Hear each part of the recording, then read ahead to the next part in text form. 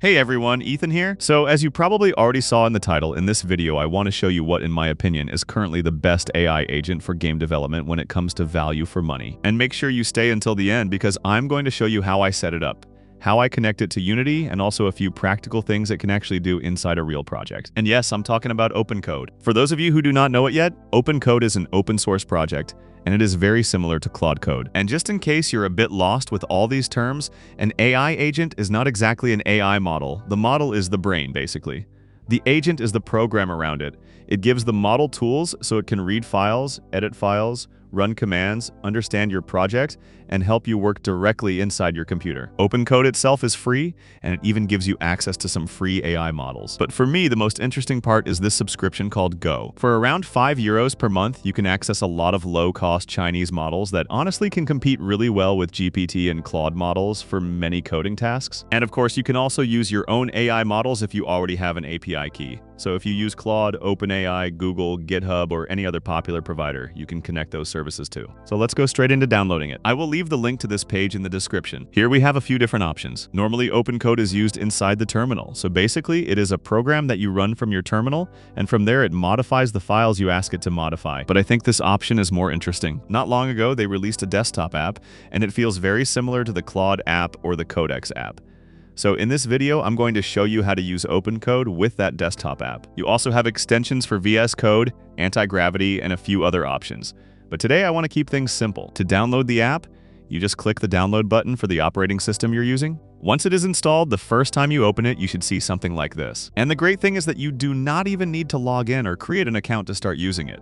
That is honestly really nice. Up here in the top right corner, we have a few different buttons that open different panels. The folder icon lets us see all the folders and files inside the project or repository we are working on. This icon shows us the changes that the agent has made. This one opens a terminal. I do not think we are going to use it much in this video, but it is there. And this last one is for MCPs.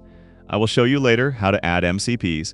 And from this panel, you can see if they are active, if they have any errors, or if something is not working correctly. Now, down here in the chat window, we can select the model we want to use. The first time you open OpenCode, you will probably only see the OpenCode Zen section. That is their system for connecting to their API, basically paid by usage. Inside that section, you will also find some models that are available for free. If I scroll down a little bit, as you can see, I also have the Go subscription. To add a subscription or an API provider, you just click the plus button up here. And now we can see the different options OpenCode supports. We have OpenCode Zen, OpenCode Go, Anthropic, GitHub, OpenAI, Google, and many other popular services. So really, if you are already using one of these APIs, you can connect it here without much trouble. In my case, I'm going to select OpenCode Go because that is the subscription I'm currently using and the one I mentioned earlier. When you click the plus button, it will ask you for an API key. To find that API key, you need to go to your workspace on the OpenCode website. Then you go to the API keys section, and from here you can create a new one. Just click Create API Key, copy the key, and paste it back into OpenCode. And that is it. Now you're ready to use it. Once that is done, you can select any model from this list. As you can see with the Go subscription, you get access to some of the most popular Chinese models. I will probably make a full video testing which ones are the best, but from what I have tried so far, DeepSeek V4 Pro with 1 million tokens of context is probably the best one. It can be a little slow sometimes, but it does not fail very often. Then we also have Qwen 3.6 Plus, which is a little worse in my experience, but it is much faster. So for simpler tasks, I actually recommend that one. Now let's add a project and test OpenCode properly. On the left side, you have all your projects and your chat history. We click the plus button, select a folder, and in my case, I'm going to choose an empty Unity project. When you open a new project, you will probably see this message on the side. I really recommend creating a Git repository whenever you work with AI agents. If the agent breaks something or if you do not like the changes it makes, you can easily go back. If this does not work for you, it probably means you do not have Git installed. You can download it from the official website and the installation is pretty simple. Now let's check if the API key is working correctly.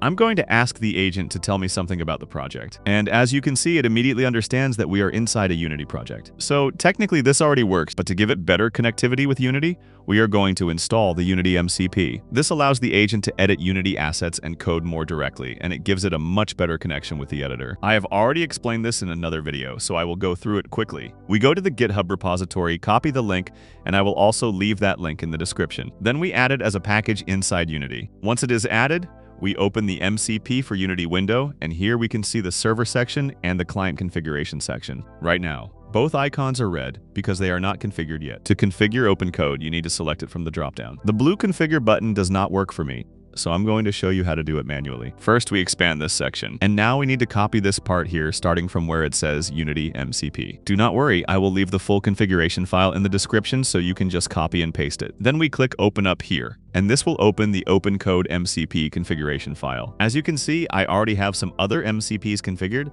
but in your case, this file will probably be empty. I'm going to paste the new configuration at the end. In your case, you can simply replace the entire text with the file I give you in the description. Now we need to open the MCP server. After that, close OpenCode if you had it open, and then open it again. Now, if we go to the icon at the top and open the MCP section, we should see Unity MCP with a green icon. That means everything is working correctly. To make sure it actually works, I'm going to ask the agent to tell me something about the current scene. And as you can see, if it says called Unity MCP, that means it is calling the MCP correctly with no problem. Now let's try it in a more realistic scenario. I downloaded this asset pack from Kenney Assets, and honestly, it is really nice. It includes a few car models. I'm going to ask the AI agent to find the zip file in my downloads folder, extract it, find only the FBX models, and import them into the Unity project. And as you can see, it created a folder called Kenney Cars, and inside we have models and textures. Now, I'm also going to ask it to assign the same material to all of them. And as you can see, using the Unity MCP,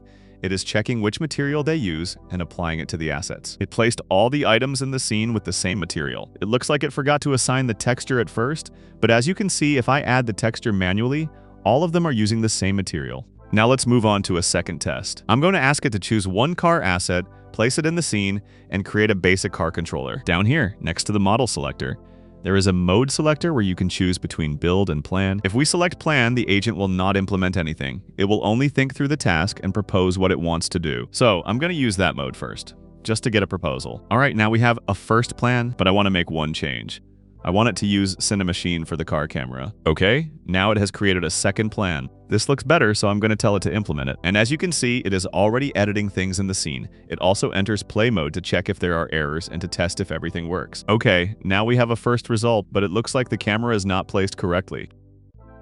While it tries to fix that, I noticed that it did not assign the target in the Cinemachine camera, so I'm going to tell it to fix that directly. I also asked it for a few more adjustments to the camera and to add a texture to the ground. And as you can see now, we have a pretty decent prototype. Obviously, this is very far from being a final product, and the code is probably not perfect. But for quickly prototyping ideas, or for solving specific problems that are blocking you, I think this is genuinely great. Also, if you have the Pro subscription, you can check how much you have spent from your quota by going to your dashboard. Do not be scared by what you see here. This is not what I spent on this tutorial. I had already been using it before in other projects. So in my opinion, comparing this with Claude or Codex, I think we are looking at one of the best AI agents right now, together with Codex. Claude has become way too expensive for this kind of workflow. The tokens run out very quickly, even with the €200 per month subscription. But this OpenCode subscription, which starts at around €5 and later costs around 10, gives you access to Chinese models that are getting better and better every month. So if you want to get into AI-assisted programming, or if you're a designer or artist who needs help with programming, I honestly think this is a really interesting option. And that is it. I hope this video was useful. Remember that you have my Patreon in the description if you want to support the channel and help me keep making these videos. Thanks for watching, and I will see you in the next one. Bye-bye.